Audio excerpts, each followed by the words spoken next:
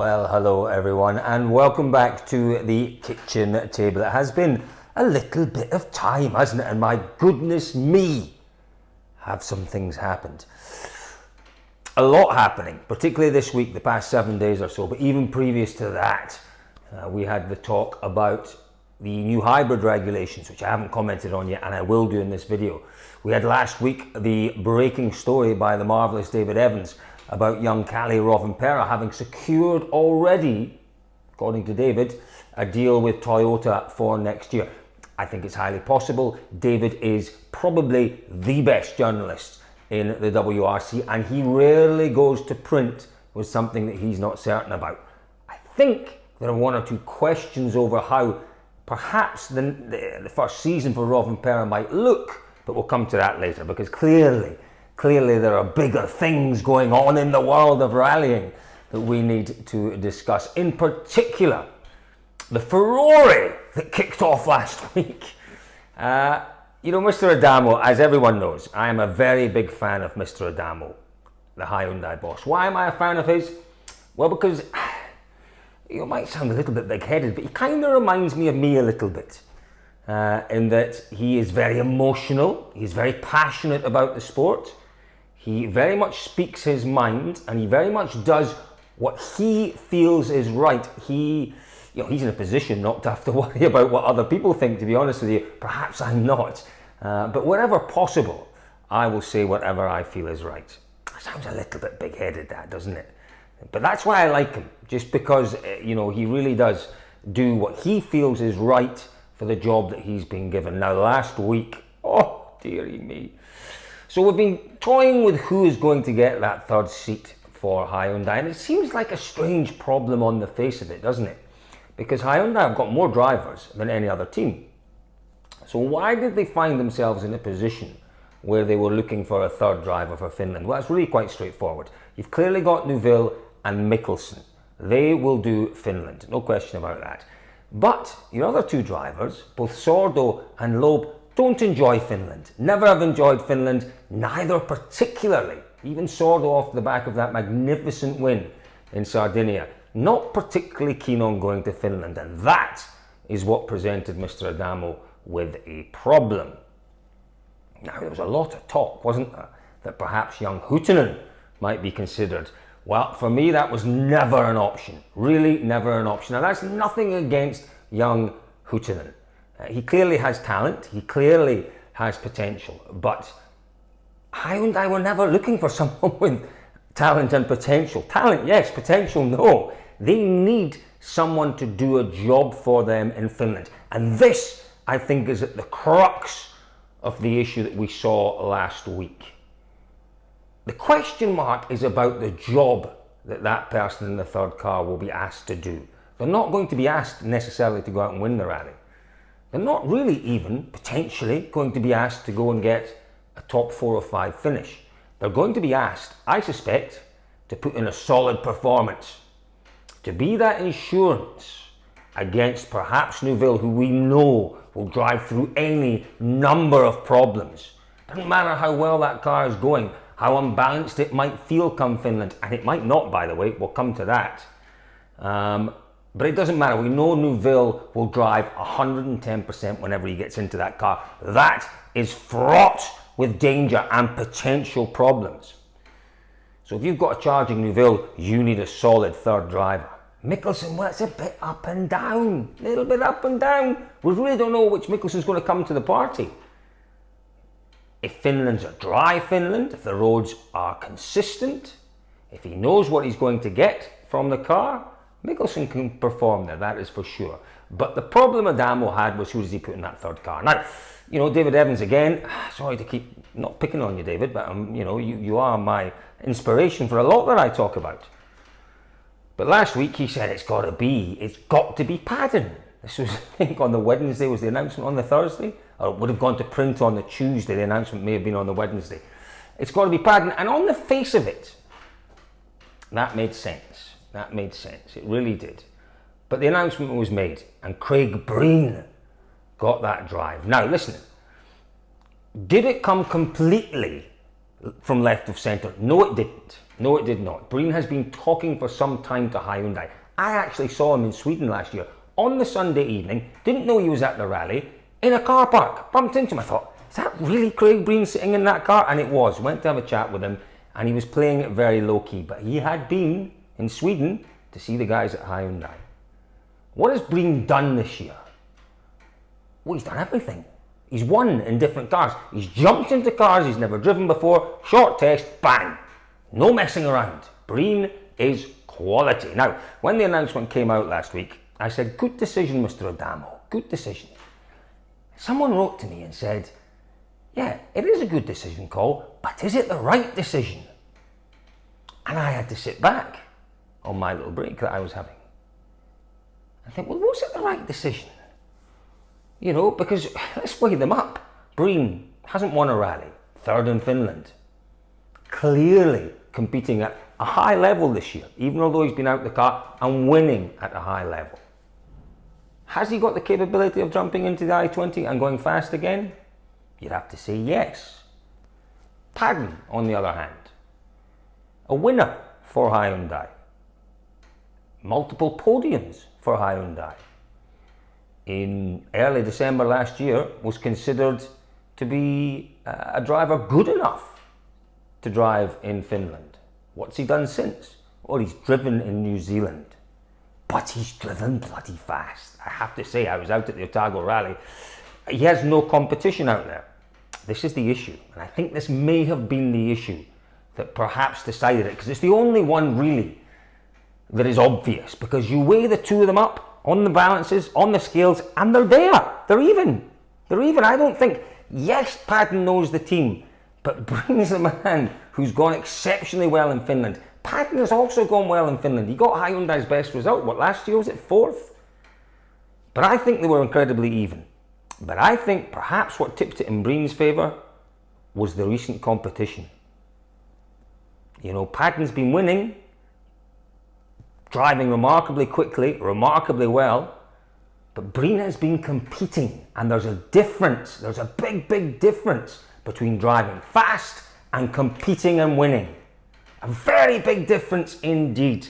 And I think that is why we got the bombshell last week, that Breen was back in it. And it's great news. It is great news. Breen and Nagel have always had a remarkable relationship.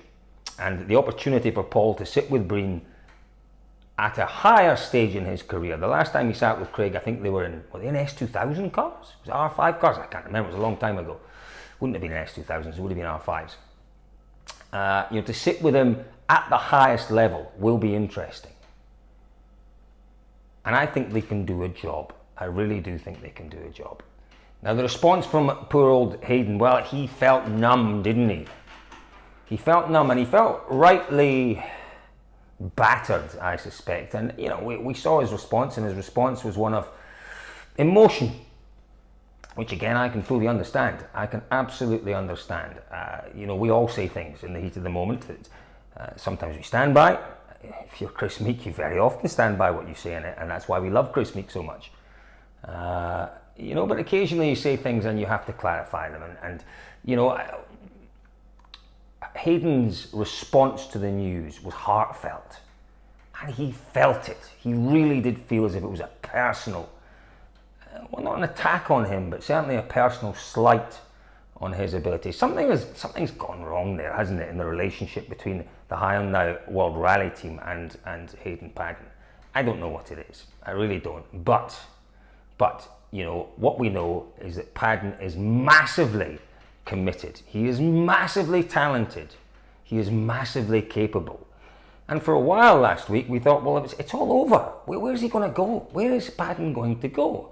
And then last night, we get another bombshell. Bombshell number 2. Bang! It went off last week. Bang! It's going off this week again.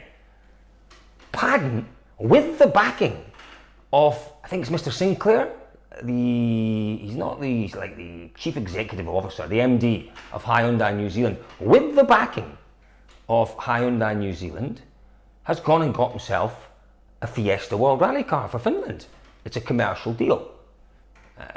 He has some remarkable backers. Listen, he's a superstar down in New Zealand. He really is. And Fair play to the guys at Hyundai New Zealand who have put the national interest, and I sound a little bit over the top, but it is the national interest. It's so important for a small nation on the other side of the earth that wherever they have world-class competitors, it's so important that the nation gets behind them and backs those world-class competitors.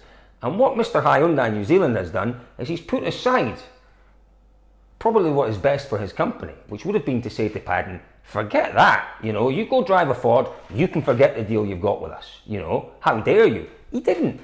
He turned around, and it's one of the best things about this story, I think, and I was quite gobsmacked when I read it last night.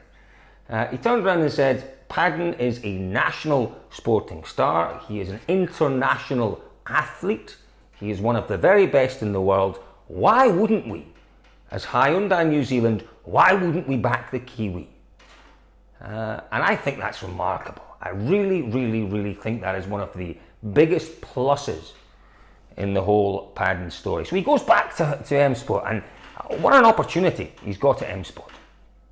We know that Fiesta works well. He will get a test in the car. He loves Finland. Talking about a top 5 finish, well, it's possible. It's possible, but here's what I don't want to see. Here's what I really don't want to see. And even in the less than 24 hours that we've had, that was a good slurp, that, wasn't it? Let's have another slurp. Oh, fabulous cup of tea.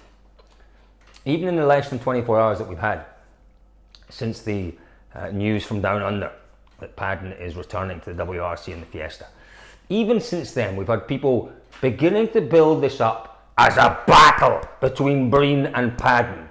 Listen, let's not do that. Let's not go there, because it isn't a battle between Breen and Paddon. Oh, wouldn't it be great? We'd be rubbing Mr. Adamo's nose in it if Paddon goes and finishes ahead of Breen. No, absolute nonsense. These two drivers will start the event with quite different objectives. Paddon to go as fast as he can, to finish as high as he can. Breen, well, we don't know yet what his objectives are going to be, but he will be for sure tasked with finishing the event. Now, it could well be, I talked about perhaps Breen being the third insurance policy. Could be they switch him around with, it could be quite easily they switch him around with Andreas Mikkelsen, and that Breen and Thierry Neuville are the two that are allowed to go for it in Finland. We don't know yet, but as I say, two drivers, both with opportunities, but it's not a head-to-head. It's not a winner takes all. It's not a, I'm going to go and show you, Mr. Adamo, that I can still do this. I don't think that's right to build it up as that, and I'm already seeing an awful lot of talk of that. What we have to bear in mind, two drivers who are supremely talented, two drivers who still have a chance of a seat next year. I genuinely think there is every opportunity. It'd be difficult to see them both getting full-time drives next year, but I think there's an opportunity for at least one of them next year. Where that opportunity might fall, who knows, because there's still an awful lot going on in the driver market for next year. But I wish them both well, and I think it's magnificent for the sport to see the two of them back in the World Rally Championship. Two of our, well, they're not our youngsters, because we'll come on to our youngsters next, but they're that kind of mid-level, aren't they? You look at the likes of, I suppose, Ogier and one or two others, and they are our senior members, the Latvalas, the Meeks, senior members of the WRC. We then have our mid-level members, so the likes of Mikkelsen, Neuville, Tanak. I'm not talking about talent here, I'm talking about age. And you would put, I suppose, into that bracket, you would certainly put Paddon, you would put Breen into there. And then we've got our youngsters coming through. You might want to add Huhtinen into the youngsters if he does get the opportunity. You would certainly put Kalle Rovanpera into that group. So the story broke last week, didn't it? And again, there was a lot of talk. And there was no outright denial, which I found interesting. I certainly didn't see any denial. What I saw being talked about from both, I believe, Rovanpera and perhaps from Toyota was rumours. They said it's all rumours, it's all rumours.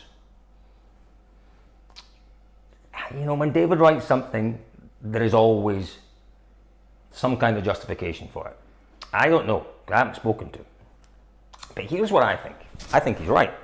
I think a deal has been done. We've been talking about it. Let's face it, We've been talking about it for over a year now, perhaps 18 months, that Rovanpera was heading to Toyota. I'm talking about it for a long time. So perhaps the deal has been inked.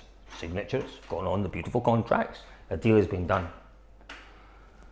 Does that mean that Rovanpera will take either Meek's seat or Latvala's seat next year? I don't think so. I genuinely don't think so. Why don't I think so? Well, because the stakes are so high, so remarkably high just now in the World Rally Championship. Hyundai, as we know, spending a lot of money. Toyota, as we know, spending a lot of money. They demand success. Now, there's every possibility that Toyota may not win anything next year. Now, last year was a remarkable season, quite remarkable season. Latvala winning rally, where did he win? Australia, didn't he? And Tanak winning rallies, winning the manufacturers, incredible. It's all looking very close this year. And if things don't go Toyota's way, they might not win anything. So then we have to look at next year. And you have to say that with the stakes being so high, do we really think that they would blood a youthful driver, practically still a child, as their third driver from right at the start of the season when the stakes are that high? I don't think so.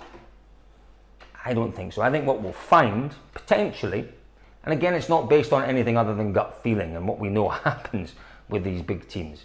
I think what we'll find at the start of the year is he'll probably be in a fourth car, for the likes of Monte Carlo and perhaps Sweden and perhaps then Mexico and one or two others. You know, you look back at Rovanpera's last two seasons and there's been a small pattern developing, and that pattern is it's taken them a little while to get into the season, particularly last season, but also this season. Would you have him down as a third point scoring car? I certainly wouldn't. So I can see every possibility that yes, he has done a deal with Toyota. Yes, it could be for a full-time drive. But as the number 3 driver, nah.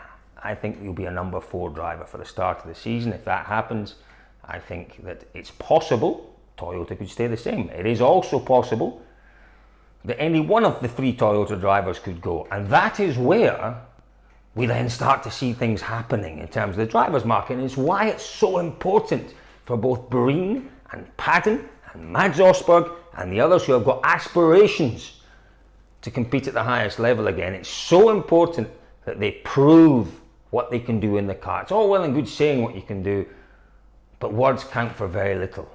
Actions and deeds are what are being looked at. So, as I say, you know, it's all exciting. The Rovanpera stuff, if it's rumour, it's rumour.